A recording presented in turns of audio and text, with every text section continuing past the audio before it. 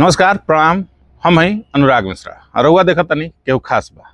आज हमनी के बीच एगो ऐसन शख्सियत बाड़न जेकर कलम चलेला तो बड़का बड़का के पसीना छूट जाला और जब जीप चलेला तो महफिल ठहाका से गूंज उठेला। जे हिंदी के गर्मा भी हवन और भोजपुरी के लठमार अंदाज के बादशाह भी, जेकर कविता में गांव के माटी के खुशबू बा और शहर के विसंगतियन के करारा प्रहार। ताज हमनी के बीच बानी उत्तर प्रदेश पूर्वांचल के जानल मानल कवि और सबतन के जादूगर बादशाह प्रेमी जी।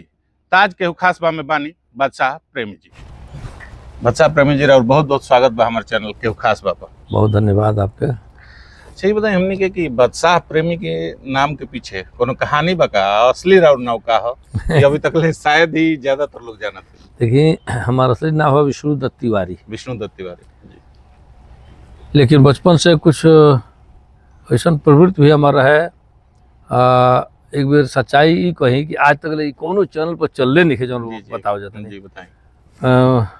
माई बतावे कि हम 6-7 महीने के शायद रहनी हम वो बेरा एगो बच्चा हमारे घर गाय भी आइल है जी।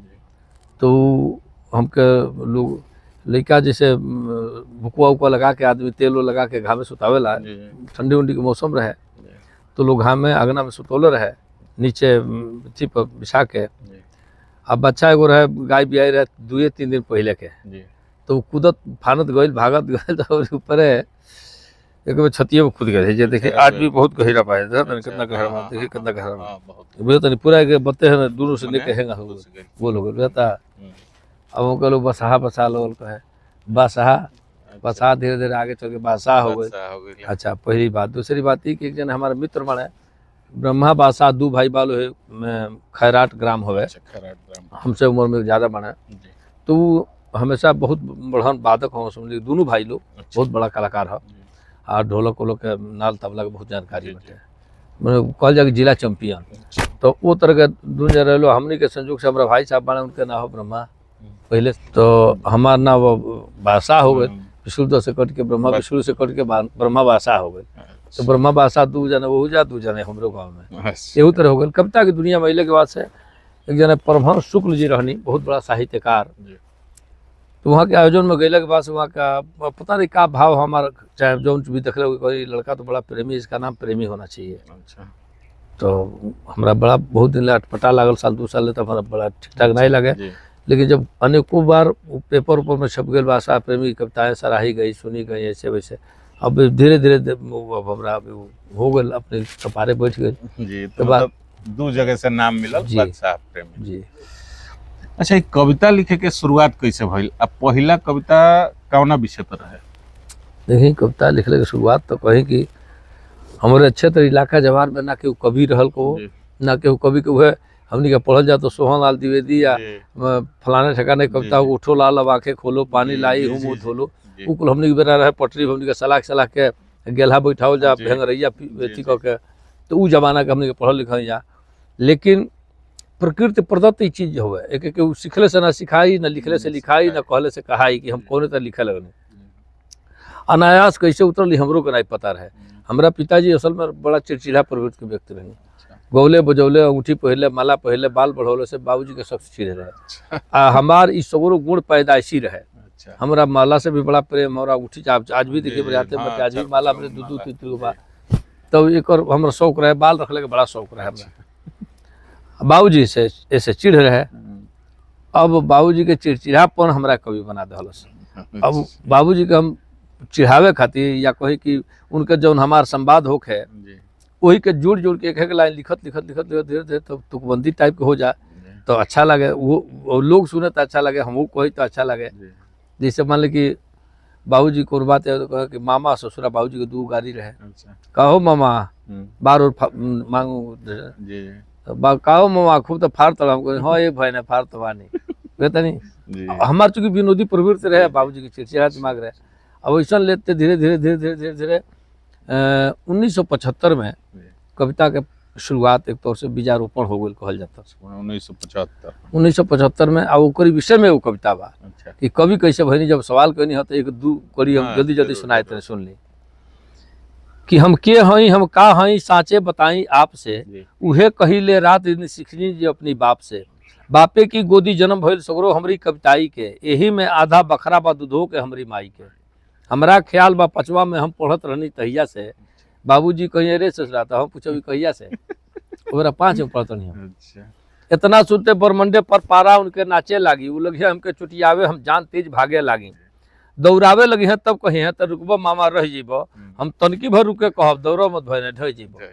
अब बाती के तुक ताल बैठे तब मन बढ़ी सीखे लगनी, आपन उनकर संवाद कुल एक एक लाइन लिखे लगनी। पहली कविता के जन्म हवे सन 1975 के, अपनी खेते में धो लिहले बाबूजी बकरी 76 के। उ बान छान के ले ले हम खोल खाले हुलका देहनी, बेटे ना उ बान छान के ले ले हम खोल खाले हुलका देहनी। उ हमरा के कविता देहले, हम उनके कुछ ना देहनी। उ मार मार पूछे लगले काहे बकरी ते खोलले हो, खोलही के तोरा रहल हो तो काहे नाम से बोलले हो। हम कान पकड़ क्रिया खैनी, अब ना परब एह पचरा में, माई हमके लुकवा लेहली हौहा के अपनी अचरा में। हम परल परल सोचे लगनी, तबले माथा चकरा गईल, आंसू बन के बिजली की तरह कविता कागज पर आ गईल। उ कविता लिख के देनी हम बाबूजी के धीरे से, आ तैयो उ खोजले साझी ले हमरा के होत फजीरे से। राती के खाना खाते में मारे खातिर डंटा तनले, माई बीचे में पड़ गईली तब जाके उ कोई सो मनले। बाकिर जाते जाते कहले अपनी करनी के फल फरबे, असली हमार शराप हुई तो जिंदगी भर इहे करबे। जब बाबूजी सरगे गए तब से ही सहज ज्ञान भइल, उन्हीं के दिहल शराप आज हमरा खातिर वरदान भइल। हम प्रेमी उनकी चरणन में अब श्रद्धा सुमन चढ़ाई ले, आ कविता कहले से पहले हम बाबूजी के गोहराई ले। ये हमारी सत्यता है। तो मानल जाओ कि एक तरीका से पिताजी के ही वरदाने बा, वरदाने बा, उनको साप भी हमरा खातिर वरदान बा जी। अच्छा, हिंदी और भोजपुरी वो दोनों में कविता करनी, तो सबसे बेसी मन कवना में लागला, हिंदी में कि भोजपुरी में? खाली 2 गो और छोड़ देनी हमें, हम संस्कृतों में कविता लिखले, हम उर्दू में लिखले। अच्छा, ये हमको ना पता रहला, तो वो सब जान ली कि संस्कृत था उर्दू दोनों में, माने 4 भाषा के। देखिए हम जो बा कुछ खज मसला ऐसे कह के लिखी ले, आम जन के जो एकदम निराक्षर लोग बा ओकरा तकले समझ में आ जा, हमारी बाती का स्पष्ट हो जाए कि हम का कहल चाहतनी। जैसे आप कहनी तो बानगीत सुनाओ तनी, एगो कविता में लिखले नहीं, व्यंग कविता रहे कि गजात्मजम धूर्त गणिकादि सेवितम कामेंद्रियम जेलगताम वरिष्ठम मंत्री सुतम बम विस्फोट कार्यक्रम नवामि गुंडेश्वर पाद पंकजम। आम जन की समझ में बात आ जाए केकरा प्रति कहल गइल बा। ऐसे ही बंदौ दलाल चरणम, बंदौ दलाल चरणम, इस तरह कह के लिखल बा, तो आदमी समझ केकरा खातिर कहल जाता है। एक हम भाषा के थोड़ा सा सरल से सरलतम बनावे की कोशिश करेंगे। बाकी तो मुशायरा की मंच पर भी, कवि सम्मेलन की मंच पर भी ऊपर वाला कृपा से जी। अच्छा, मंचीय कविता में फुहड़ता के जो मिलावट आ गई वो देखत नहीं जी, ओकर अगर वो कैसे देखे नहीं का संजोग से रुआ मिश्रे हैं, यहाँ बाबने हैं। एक बार बड़ी एगो हमार वायरल एगो भई रहे, एगो बातें बातें में आगे लिख जो चौक चौराहा पर पूछले पर बात निकल गई हमसे। एक जने यादव जी मित्र हमार बाड़े, हम कहले बताइए ब्राह्मण कहाँ से पैदा भइल? हमको देखा भैया ये ब्रह्मा जी की मोची से पैदा भइल। अब वो सवाल आगे बढ़ल कि मोची से पैदा भइल तो पारे तिवारी दुबे उपधिया कौन तरह भइल? अब इतना हमको बताओ खातिर लोग कहेला अहिर बुझावे मर्द कहावे। हम जल्दी जल्दी में उनको समझाने, देखो मोची में बार फरकल तो उखड़ले उपधिया भइल, 2 टुआ कहले दुबे भइल, 3 टुआ कहले तिवारी भइल, 4 टुआ कहले चौबे भइल, 5 टुआ कहले पाड़े भइल, मिसले तो मिसिर भइल, जोड़ले तो जोशी भइल, गिरले तो गिरी भइल। यही तरह हमने पूरी अलग अलग हो गए। वही तरह से वो सवाल बड़ा ही कहीं अश्लीलता वाली बात। भोजपुरी के तथा कथित कवि जो कभी कहीं से नहीं है, कभी कविता के ककहरा ओकरा पता नहीं है, उ फुहरता इतर प्रसता, या तो वो तरह के गायक जो जल्दी हाईलाइट भइले के चक्कर में कि हम चलो बहुत जल्दी प्रसिद्धि हमके मिल जाए, बहुत माल धन आ जाए, अध्यक्ष नहीं जो जौन कुल के शुद्ध नाचे के ना मतलब कुल के टिकट मिलता हुआ MP MLA हो जाता ससुरा। राजनीति के ककहरा कुल के पता नहीं है, लेकिन वो कुल के MP MLA बना दिया जाता है। अभी के कौने का कहल जाए, लेकिन हम एगो कविता में लिखले रहनी कि बाभन ठाकुर ना खइते तो महंगा मांस बिकाइत ना, बाभन ठाकुर ना खइते तो महंगा मांस बिकाइत ना, चिमनी हट जाते बतना लोग पी पी के ढिमलाइत ना, कथा सुन के सरग मिले तो नरके केहू जाइत ना, नीच कुकर्मी मर जेते तब कतल बवाल सनाइत ना, खुचरा चुगला ना रहते तो सुनल बात भभाइत ना, मीत मतलबी ना रहते तो धोखा केहू खाइत ना, सोखा ओझा मर जेते तो बोरम भूत पूजाइत ना, आ जनता ना सुने तो केहू गीत भणैती गाइत ना। इमे दोषी नहीं है जे लिखता जे गावता, दोषी तो उ बा जो ओके समर्थन करता ओकरा के बोलाओ तो लाखों लाख दे। बिल्कुल जी। अच्छा, कविता लिखल बेसी कठिन बा कि ओकरा के मंचन पर माने मंच कई कि कैसे रो ओकरा के प्रस्तुत करते नहीं कठिन बा? देखिए सही तो ये कहनी कि हाव भाव बना के आदमी चमका उमका के कुछ कोई के मंच पर आदमी जम जाई, लेकिन कविता लिखल साधना है, तपस्या है। कविता मन की मंजरी रहे, वो हम कहले नहीं, कविता मन की मंजरी रहे, रस छंद भाव से भरी रहे, निज व्यथा कथा के साथ साथ शब्दों की जादूगरी रहे। कविता शब्दन की जादूगरी है। ये तरह अगर सोचल जब मन गढ़त में कुछ हो जाए, आपके बता दी जानकारी खातिर, हास्य से हमारे पहचान बालक, हम संकट मोचन महाकाव्य लिखल बनी, फुर्सत में आए तो घंटा 1.5 घंटा वाचन करके आपके सुना देव। हम भोजपुरी में संकट मोचन महाकाव्य, भोजपुरी में माई खंड काव्य, भोजपुरी में महासमुद्र खंड काव्य, समझ ली, तीनों खंड काव्य, एगो खंड काव्य एगो महाकाव्य हम लिखल भोजपुरी में। आ गीत भी बहुत अनेक तमाम लिखल बनी, गजल भजन भी बहुत लिखल बनी। मौका मिले तो जरूर से सुन ले। अच्छा, कोनो ऐसा किस्सा बगा जब रुआ मंच पर गईनी आ माहौल एकदम न होला कि बुझात रहे कि लोग कहे कि भूत लौटता, और रुआ जाते ही माने एकदम बम बम हो गई? मामला देखी का हो, दूगो बात होला। एगो तो ई होला कि मायूसियत जहाँ रहले, जब आदमी सुते लगला, आँखें भर में लगी तो हाथ से कभी को बोला दिया जाला मंच पर, ताकि अब वो एकदम निद्रा देवी जो है दूर हो जाए। या तो ये हो जाए कि आदमी एकदम बिल्कुल कोनो करोड़ उसके कोनो ऐसा चीज सुन ले बा जो आदमी एकदम गंभीर हो गई बा, ओकरा फिर हिलल डुलल लिखे जात, तो हाथ से कभी उनके बुलाव जाला। चूँकि माहौल परिवर्तित हो जाए, रस परिवर्तन हो जाए थोड़ा सा, एक खातिर बुलाव जाला। दूसरी चीज कि हास्य के नाम पर आज चुटकुला परोसल जाता है, खाली चुटकुला। 100 में 99 वो कभी आप देखब कि बस अल 10 गो चुटकुला सुनल, 20,000 25,000 30,000 40,000 पेमेंट लेके चल गए। कविता के नाम पर या तो भड़ती होता और नहीं तो बस लतीफाबाजी होता, दूसरा कुछ नहीं करेगा, है ना। अच्छा, कर वो लगेला स्टैंड अप कॉमेडी जो आजकल चलल बा, ओकरा चलते जोन रुआ सबे कविता के रथी में प्रदर्शन बा, ओकर माने खराब हो गइल बा? कुछ नहीं। देखिए साहित्य में और में बहुत अंतर बा। साहित्य लोग कहला समाज के दर्पण होला, ई केतनो केहू करी। गोपाल दास नेपाली जी एक बार लिख रहे हो कि लाख चला लो, ऐसे लिख रहा बड़ा कि नीरस पद चल न सकेगा तुलसी कबीर के देश में। मतलब अतुकांत कौन बात अगर परोसल जाई तो उतना प्रभावकारी ना हो जितना कि कहल जाएगा तुक से कह दिया जाए बात। चलो, पसंदीदा कवि के बा और वह केहू के गुरु माने निका? ये तो बहुत विकट प्रश्न हो गया। ऐसे अब लोग पहले ही कहनी है कि हमारी जवार इलाका में 10-20 किलोमीटर के एरिया में कहे कि कवि रहबे ना कर, तब से हम कविता लिखिले। हम लिखिले तो इहो ना जाने कि कविता लिखाता। अच्छा, हम लिखी तो ये हम तो जाने कि टुकबंदी करते हैं, बाबूजी के चिढ़ाव खाते हैं, बकरी पड़ल बियाड़ में बाबा कहले शोर, चोकरो सुन के टोला टपारी सौरो गइल बिटोर। अभी तर टुकबंदी बाबूजी जब जेल तो 70 कविता खाली बाबूजी के नाम पर लिख रहे हैं। अच्छा, खाली उनके यही तरह चिढ़ावे खाती एक तरीके से मानल जाता बाबू जी गुरु। हाँ, उन्हीं के गुरु मानल जाए, ऐसे कि उनके चिड़चिड़ापन होके कवि बना दो। चलो, वह मान ले कि व्यंग त को जगह करे नहीं मंच पर, कबो धमकी उनके मिलल बका कि का हो बड़ा धमकी नहीं बोल मिलल, बल्कि कोई की पिटैला से बचल बने। कोई अच्छा, यो भइल बका। कोई ददरी के मेला रो बोलिया के ददरी के मेला में हम एक बार मायावती पे एगो छंद पढ़ देल रहनी हम, तो जब पिटात बचल रहनी हम। हाँ, आज याद बा, बिहार में लालू यादव पर छंद पढ़े पिटात हम बचल रहनी। एक बार अयोध्या में हमके समझ ली कि पुलिस अगर हिफायत बना रही तो वो जब बन रहता था। सुनिए, हम एगो कविता में लिख रहे नहीं हम कि सच बोले जग मारा जाए, सच कहने को मन है मेरा, ध्यान ईमान प्राण सा प्यारा, प्रिय सत्य सजन है मेरा, श्वास श्वास पर सत्य का पहरा, हार यही दर्पण है मेरा, अपनी व्यथा कथा कहकर भी हंसी लुटाना फन है मेरा। अच्छा, ये बताइए, भोजपुरी में अश्लीलता टैग वाला जोन कभी लोग तो हैले निके, जैसे लिरिक्स जे लिखा था ओकरा से कैसे माने कुछ भोजपुरी के उद्धार हो सकला रउआ नजर? बड़ी खुशी भइल हमके जान के कि बिहार सरकार अश्लीलता पर बैन लगा घरी। हाँ, बैन हो गइल। अब बैन हो गइल बताइए मतलब ये कि अब जब मान ली शादी विवाह चाहे कोनो फंक्शन पड़ल तो अश्लीलता नहीं गल। ये बताइए, आप सोचल जाए एगो बात, जहाँ बेटी महिन महतारी सबे बैठल होके, जौन ससुरा गावता या जौन सरवा लिखता, ये दोनों कुल के कहता नहीं हम। अब वो से विचित्र बात कि जौन सरवा सुनता ओको सपोर्ट करता, वो सबसे बड़ा मूर्ख तो बा, वो अभागा बा।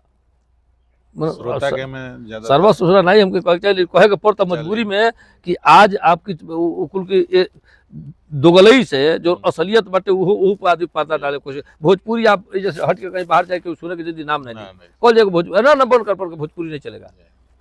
इस स्थिति भोजपुरी का होल बा। जबकि भोजपुरी इतना पोड़ भाषा है, आपको बताते हैं। हम कई चैनल से कहली ये बात ही एक एक शब्दन के 60-60 गो पर्याय बाची बाप बतौले बन तमाम चैनल के माध्यम से तो नहीं। भोजपुरी में हम कहल बन कि जे बोली समझी एकरा के सट जाई उल्लासा नियर, इतना मीठ कहाँ कोनो हमारी भोजपुरी भाषा नहीं है, इससे मीठ कोनो भाषो नहीं है। अच्छा, जब हिंदी के विद्वान लोग भोजपुरी के बोली कहेला ओकरा के भाषा ना कहेला तो ओकरी कोनो मन में सच्चाई भी बा। ये बताई 1,00,000-2 लाख में बोले वाला लोग 10 लाख 5 लाख आदमी जो ना अथी के बोलता ओकर भाषा के दर्जा मिल गई।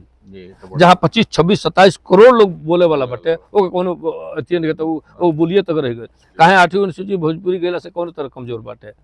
लेकिन या तो कोनो राजनीतिक एक प्रेशर हुई आ चाहे कहल जा कि हमनी के सही ढंग से ऊपर अमल लिखे कल जात, कोई ना कहीं से त्रुटि बाटे। आज जब 8वीं अनुसूची में चल गई भाषा का दर्जा, लेकिन भाषा से कोनो कमजोर नहीं है हमनी के भोजपुरी। मातृभाषा कहले जा, मातृभाषा तो ये भाषा तो है। हाँ तो जे हमनी के एथी बाबू ओकरा पर ध्यान नहीं के बिल्कुल नहीं देत, बिल्कुल राजनीति के उपेक्षित हो गई भाई।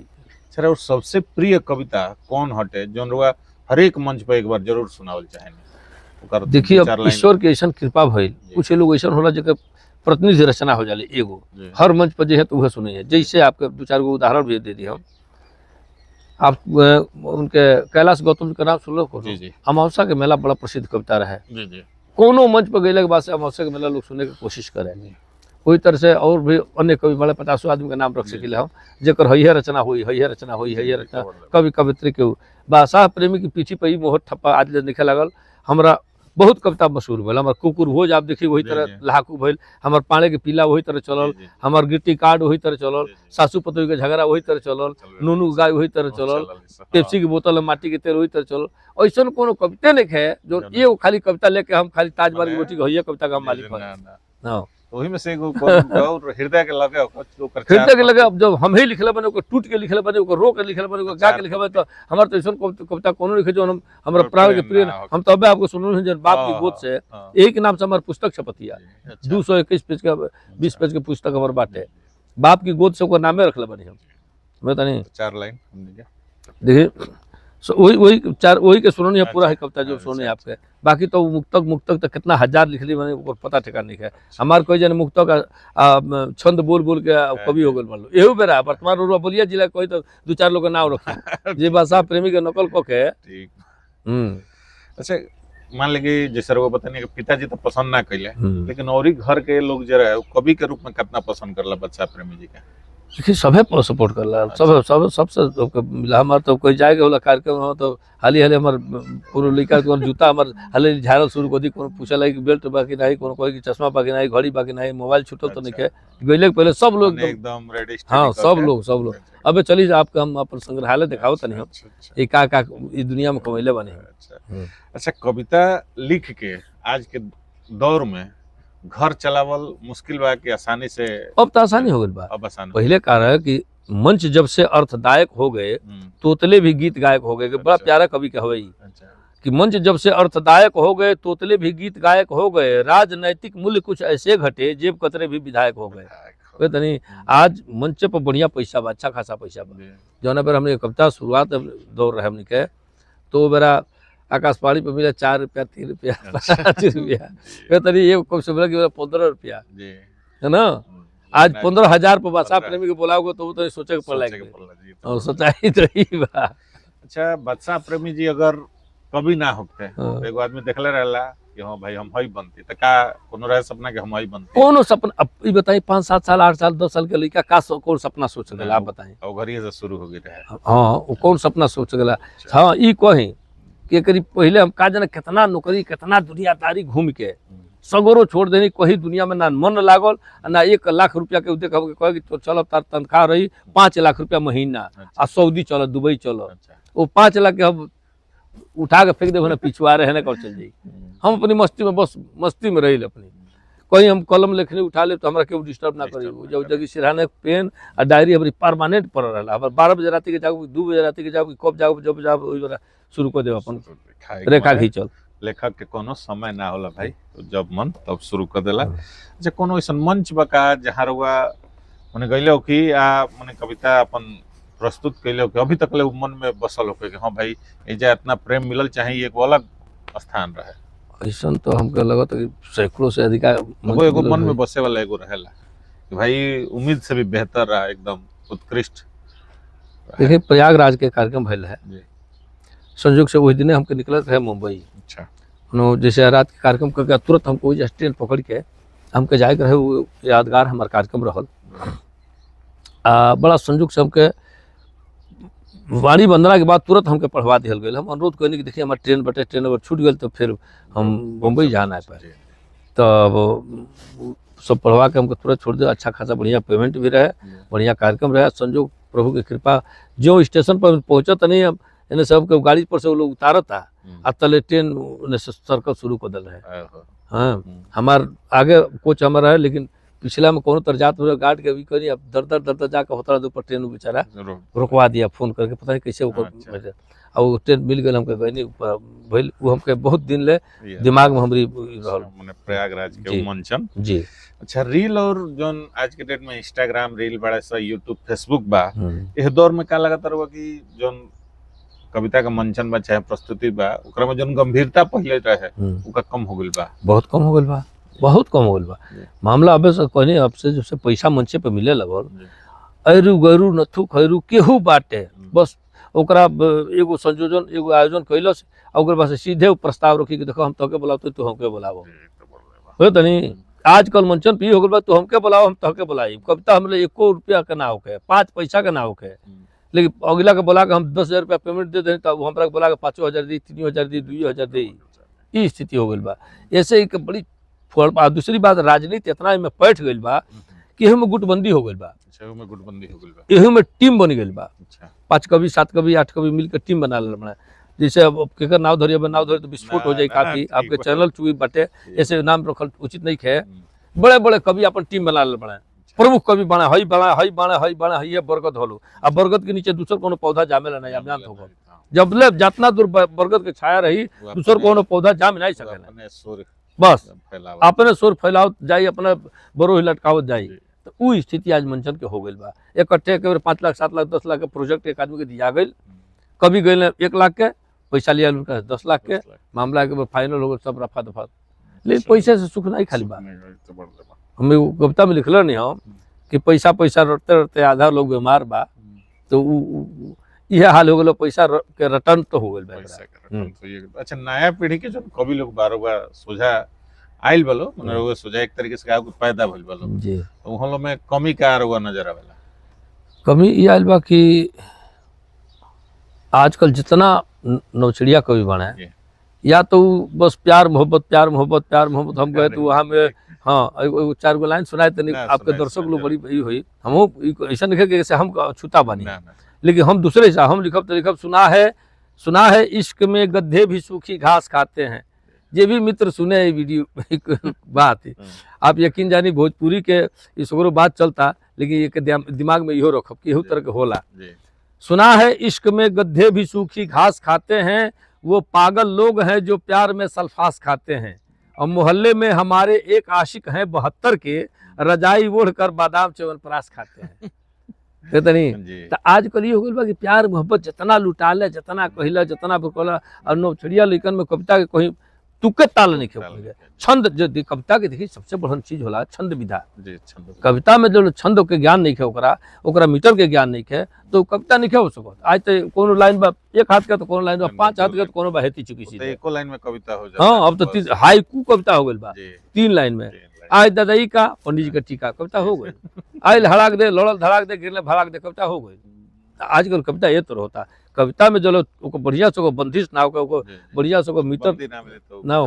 हाँ, अच्छा, ये तो श्रोता तो बहुत मिलल हुई है, फैन जोन कहा ले, कोनो ऐसा फैन मिलल बड़का जोन रोवा के एकदम मैंने क्या कहाला कि रोवा के इम्प्रेस कर दल के, अरे भाई ऐसा तो हइले नहीं खा ऐसा तो हमको लगता कि कोई 1000 लोग मिलल हुए में एगो होले जो एकदम अलग हट के। अब सुनी, अब यही तरह के सुन ली, एगो दूगो ना है, एक 50 गो उदाहरण बा। कहाँ कहाँ कौन कौन तो लोग मिलल बा, सगरो वर्णन कल बड़ा मुश्किल हो जाए। हम ट्रेन में जाते नहीं, हमारे ट्रेन सरकतिया, और लोग स्टेशन पर आज की डेट के बात कहते हैं, चलिए बजिया देवरिया गाजीपुर मऊ कहीं कहीं कोनो स्टेशन के बात कहते हैं।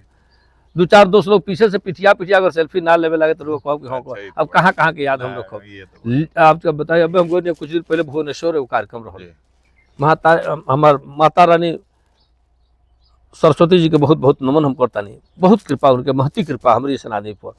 भुवनेश्वर स्टेशन से उतर के ट्राली बैग है डूब रहा तो 10 कदम गए तो पीछे से हमारे पोखड़ा पकड़ा तुम कर अरे क्या है भाई, टिकट है मेरे पास, जो हम टिकट वो खाते टिकट है ठीक ठाक एकदम बढ़िया रहे, और क्या है भाई टिकट तो है मेरे पास, क्या है, तो कहता कि अच्छा बस आप प्रेमी जी है ना, हमको अरे भाई हम वहाँ से दौड़े दौड़े आ रहे हैं, अच्छा, हमारी बात जाने नहीं देंगे, चलिए सब छुट के 2 आदमी हम बनारस के कवि मित्र रहे हैं, दोनों जाने के सूट के हाली उठा धक करते लेके चल जाता। वो रेस्टोरेंट जो चलाता ऊपर वही रहे रेस्टोरेंट, रेस्टोरेंट कहते नहीं भागलपुर का इतना इतना समझ ली कि हम हमारे तो पहले भाका भाका जी हो गए, उतना सेवा सत्कार करके हमके 1.5 घंटा 2 घंटे के बाद हमने ट्रेन रहे, जितना देर हमने के बैठने जो हमने के बोर ना हो कहते 20 आदमी को जुटा अरे यार सुन यार हम वीडियो जो दिखाते हैं तो यहाँ के भुवनेश्वर जन है ना महाराज बताइए। अब इससे बढ़ के दुनिया में कौन दौलत हो सके, कौन धन हो सकेला, प्रेमी बनल चाहे सौरी का।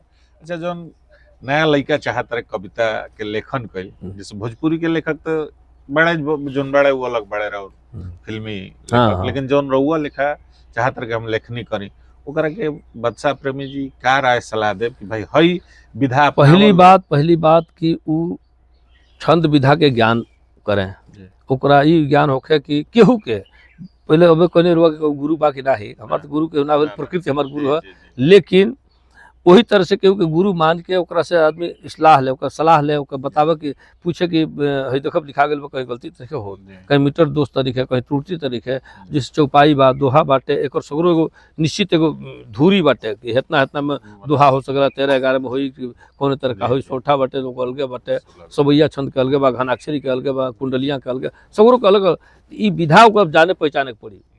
ए तरह से तो मन गलत में कुछ जोने चाहे तो लिखा जाई, माने विधा के ज्ञान करी सबे ओकरा बाद रहुओ सबे कुछ लेखनी के तरफ आगे बढ़ी जी। अच्छा जन आवे वाली पीढ़ी भी हमनी के सोझा मान ली, अब हमनी के सोझावत या रहुआ सोझा तो एगो पीढ़ी आगे चली गई, तो जो आवे वाले भी ओकरा के का संदेश देब कि हां ऐसे रहलो चाहे भोजपुरिया के माटी के ऐसे सेवा करो। देखिए सबसे प्रमुख बात ये बहुत बढ़िया अच्छा बात करें आप, हर भाषा के ज्ञान होके वो जितना जाने दुनिया के 50 डॉक्टर अंबेडकर जी की तरफ जितना भाषा के ज्ञान हो जाए बहुत बढ़िया, लेकिन अपनी मातृभाषा से अगर हट के जो चली गई वो सत्यानाश हो गई, समाप्त हो गए समझिए। हमके अब आप कहने कि भोजपुरी में, हिंदी में, संस्कृत में, उर्दू में भले हम 1 लाख को हमको जानकारी होकर हजारों कविता और अन्य भाषा में लिखे, लेकिन भोजपुरी के प्रति जितना आगाध हमार स्नेह बा यह हमरा के लिया के महाकाव्य खंड काव्य के सृजन करो भोजपुरी में।